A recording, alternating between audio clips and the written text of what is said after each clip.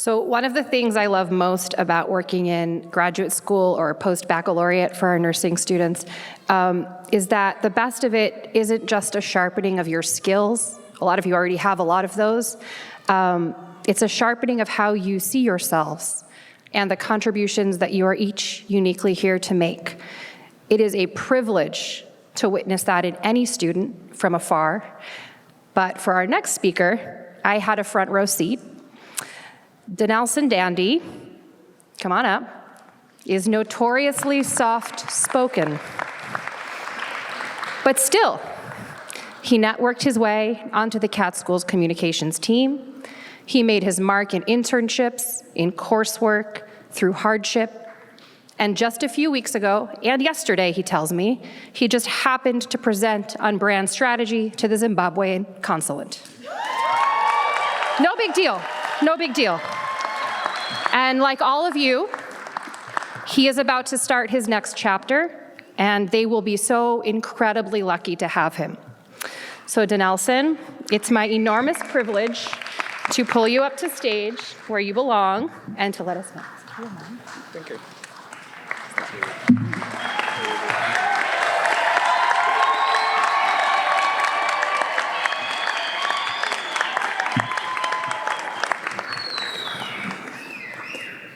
Good afternoon.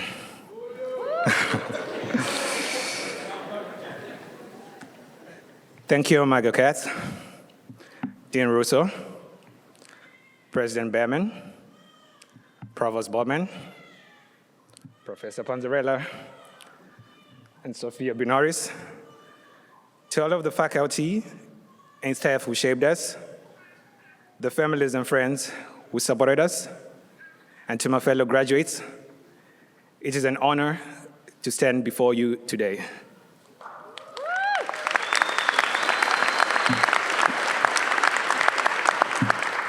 For the past 2 years, I've been told the same sentence more times than I can count. Speak up, we can't hear you. Honestly, fair enough, I've always been the quiet one in the room. So the irony is not lost that today of all days, I'm standing here in the front of the class of 2026.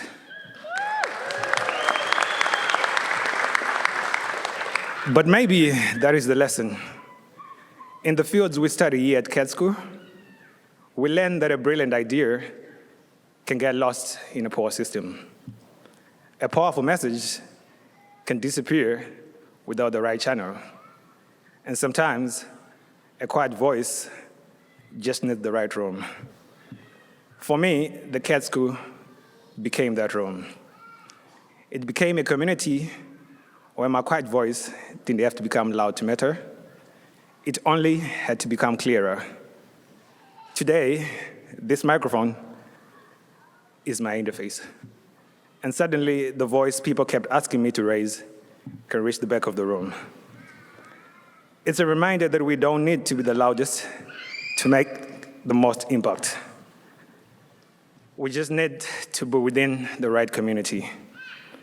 We are graduating in a time where AI is changing almost everything. And by now, most of us have seen what happens when an AI system reaches for an answer before it fully knows the truth. It hallucinates. At first, that sounds like a flaw, and technically it is. But in a strange way, it also feels very familiar. Because many of us arrived at Katz reaching for a future we could not fully see yet. Some of us changed programs, some changed careers, some questioned whether we belonged here at all. I know I did. We were not always certain, polished, or confident, but we kept moving, testing, learning, and refining the signal. And that is the beauty of the Katz experience.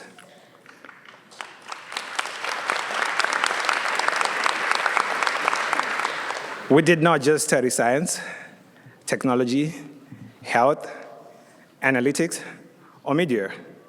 We practiced becoming. And here we are today, not as finished products, but as the most refined version of ourselves so far.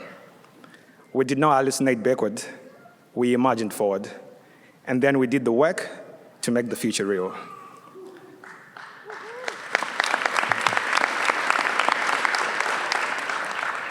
But refinement does not always come easily.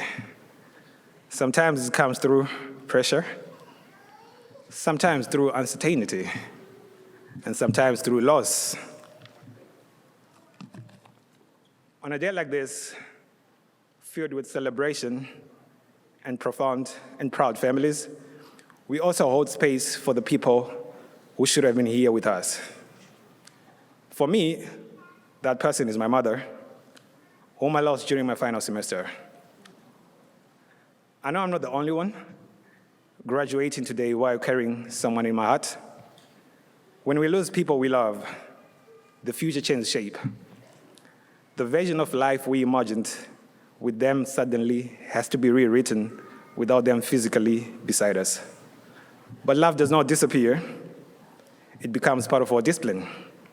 Their sacrifice becomes part of our courage.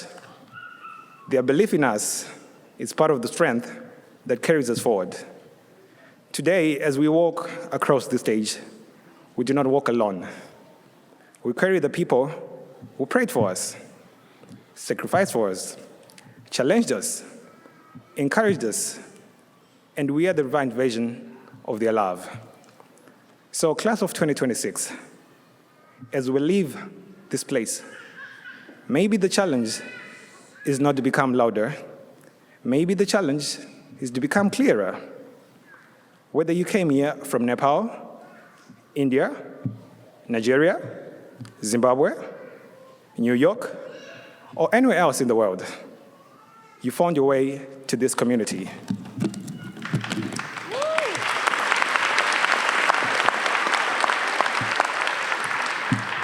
You found your lab, your classroom, your team, your late-night study group, your version of an interface. AI taught us to imagine responsibly. Cybersecurity taught us to protect what matters. Data analytics and mathematics taught us to turn confusion into clarity. Biotechnology and health taught us to save life itself. And digital marketing and media taught us to translate complex ideas into stories people can understand. We came here searching for a future version of ourselves. We made mistakes. We pivoted. We refined the signal.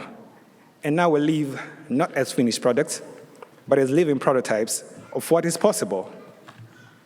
As I conclude, find what you love. Find your community. Hallucinate forward. Refine the signal. And wherever life takes you next, make sure someone can say, because you were there, the room became smarter, the work became safer, and someone's life became healthier. Class of 2026, let's go make the world smarter, safer, and healthier. Makoro koto, congratulations.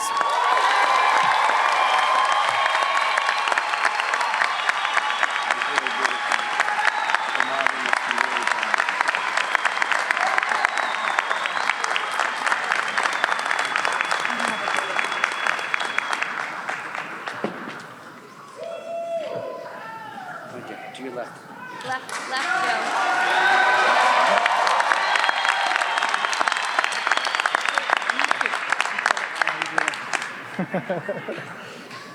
Left.